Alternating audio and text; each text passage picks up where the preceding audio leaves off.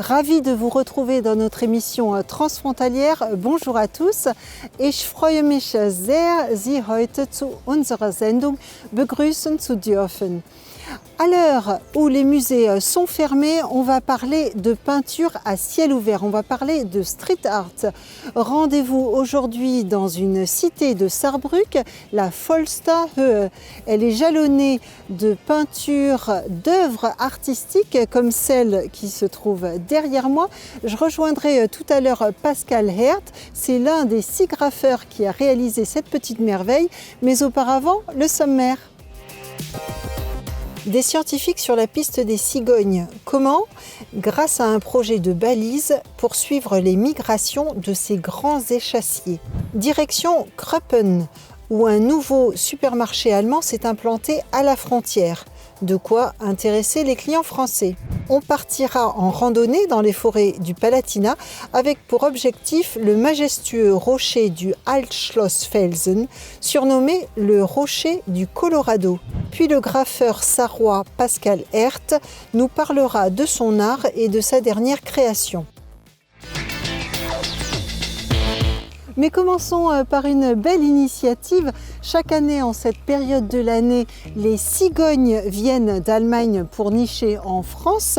Pour les différencier et connaître leurs origines, on leur pose une bague à la patte avec un numéro comme une sorte de numéro de sécurité sociale. Voilà 15 ans que la commune de Sarralbe travaille en étroite collaboration avec une station de bagages allemande près du lac de Constance. Plus de détails en images dans ce reportage d'Ophélie Blechner et Audrey Lett. Allemand parfaitement bilingue, Ulrich est intégré à la population sarralbigeoise depuis déjà 22 années. Ces cigognes, une passion qui le suit partout, lui rappellent ses années passées en Afrique. Au départ, on nous a ramené des cigognes blessées. On a commencé à opérer, ils ont souvent eu des fractures des ailes et on a commencé à les opérer. On a vu certains succès. Après, ils ont commencé à voler. Sur le territoire de la commune de Sarralbe, une trentaine de couples de cigognes se sont installées, dont certaines cigognes germaniques. Quand l'Institut Max Planck vient pour baliser 6 cigognes, et à cette occasion, M. Klein va s'occuper des bagues, il va faire le bagage en même temps. Accompagné du vétérinaire, le duo suit la nidification des cigognes avec un bagage et pour cette année, la pose de balises Argos afin de suivre les oiseaux migrateurs. Ce qui est formidable avec la cigogne, c'est que c'est un oiseau européen, mais en plus maintenant qui va en Afrique. On sait que les cigognes partent de moins en moins loin, elles ont tendance à sédentariser, elles ne vont presque plus en Afrique. Et grâce à des balises Argos, enfin des petits transpondeurs, enfin on appelle ça comme on veut, grâce à ça, on va savoir exactement où elles vont, si elles reviennent au bout de 6 mois, au bout d'1 an, au bout de 2 ans, au bout de 3 ans. Et ça va à l'encontre de tout ce qu'on croyait depuis 30 ou 40 ans. Et là, au moins, avec une balise, il n'y a pas de secret. On sait exactement en temps réel où elle est, à quelle heure, à 1 mètre carré près. On arrive à les suivre. Ce projet entre Sarralbe et l'Institut d'ornithologie Max Planck, situé à Pöcking, en Haute-Bavière, dépasse l'aspect folklorique et donnera une dimension éducative et scientifique à la démarche. Alors, la balise Argos, c'est tout simple. C'est un peu la taille d'une boîte d'allumettes. Et ça se met un peu comme un sac à dos. Deux petites bretelles. Voilà. C'est tout simple, c'est très léger, ça fait 10 grammes, c'est vraiment très pratique à poser, il n'y a aucune gêne pour l'oiseau. Grâce à cette coopération, les travaux entrepris en Allemagne sont relayés par la France et vice-versa. Excite le barrage de la langue et une excellente coopération internationale. Là, on rentre vraiment dans des termes professionnels, et ça des termes vétérinaires, un peu des termes très spéciaux. Et grâce à Ulrich, maintenant, on n'a plus de secret, on discute, il traduit, je traduis, on se dérouille, comme ça on a une très très bonne coopération. Ce programme franco-allemand sera suivi en temps réel par des écoliers et même des lycéens bilingues qui seront sans nul doute invités à participer à cette journée balisage, une opération qui vient en complément du bagage. Ben voilà, il ne reste plus à attendre que les cigogneaux grandissent pour leur passer la bague à la patte. Allez, on continue. On le sait, quand on habite près de la frontière, eh bien, on est tenté de passer la frontière pour aller faire ses courses de l'autre côté. Et ça marche dans les deux sens. Kröppen est une commune du secteur de Pirmasens située à la frontière avec la France, à mi-chemin entre Bitche et Pirmasens. C'est là qu'un nouveau supermarché s'est implanté. Alors forcément, on attend la clientèle française. Comment se prépare-t-on à l'accueil des Français? La réponse en images avec ce reportage de Catherine Henrich. C'est un événement très attendu par tous les riverains allemands et français. Un nouveau magasin s'installe à la frontière.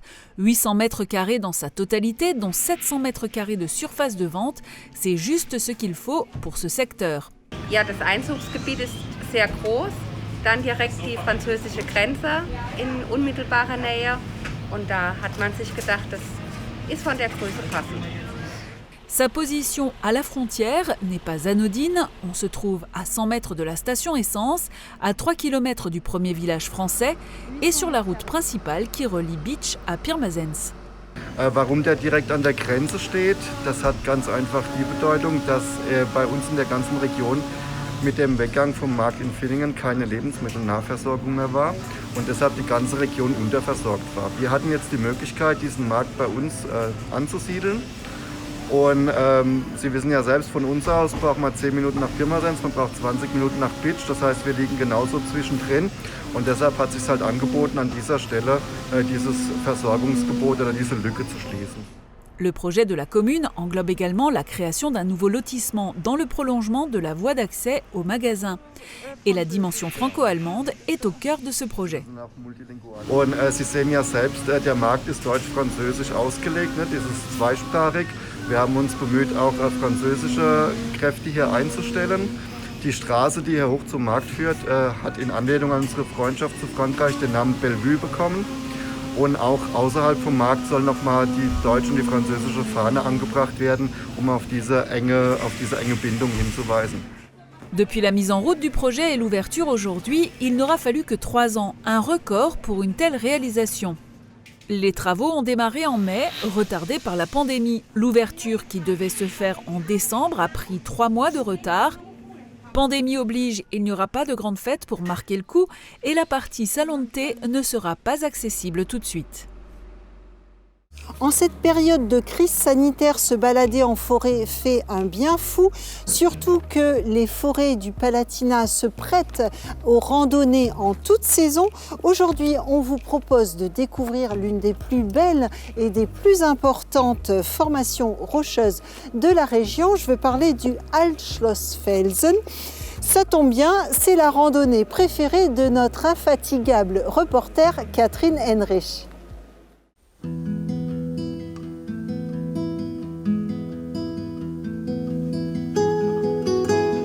C'est par une belle après-midi glaciale que l'on emprunte le chemin Helmut Kohl au départ de Robwiller. Ce chemin conduit en Allemagne. Voici la borne frontière qui coupe le sentier en deux. Nos pas nous emmènent vers le célèbre Altschlossfelsen. Plusieurs circuits en boucle comme le Altschlosspfad au départ d'Eppenbronn, côté allemand, permettent de s'y rendre. Côté français, c'est un sentier d'excellence de la communauté de communes du pays de Bitche, balisé par le club vosgien qui donne accès aux rochers. L'Altschlossfelsen, c'est la plus impressionnante barre rocheuse de la région. 1500 mètres de long, avec par endroits une falaise de 20 mètres au-dessus de vos têtes. Il comporte plusieurs abris et des dentelles de grès sculptées par des millénaires d'érosion.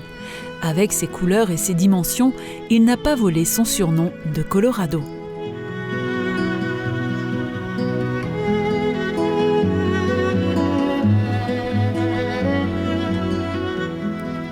En hiver, il offre de jolis points de vue sur le Pfälzerwald ou les Vosges du Nord.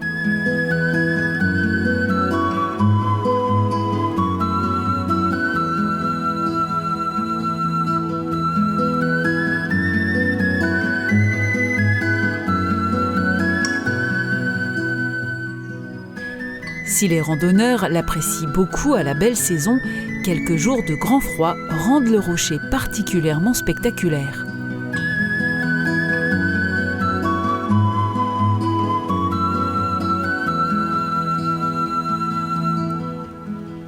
Instant magique et terrain de jeu idéal pour photographes.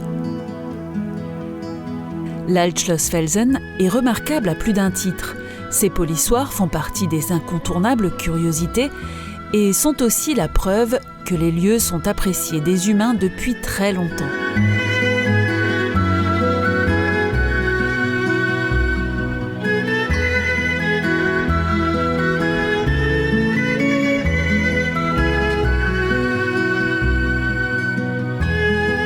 Aujourd'hui, il est aussi un refuge pour les faucons pèlerins qu'on ne devra pas venir déranger au printemps.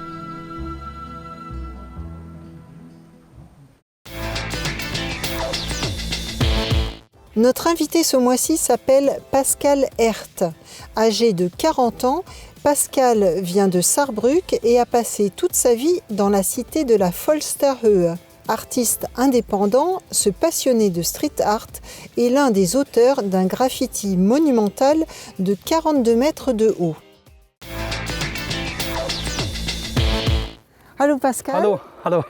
Du bist einer der 6 Künstler, der dieses Graffito gemalt hat. Ja. Warum dieses Motiv mit dem Bergsteiger? Wir haben den Auftrag bekommen von der Siedlungsgesellschaft. Label M hat dann Künstler zusammengestellt.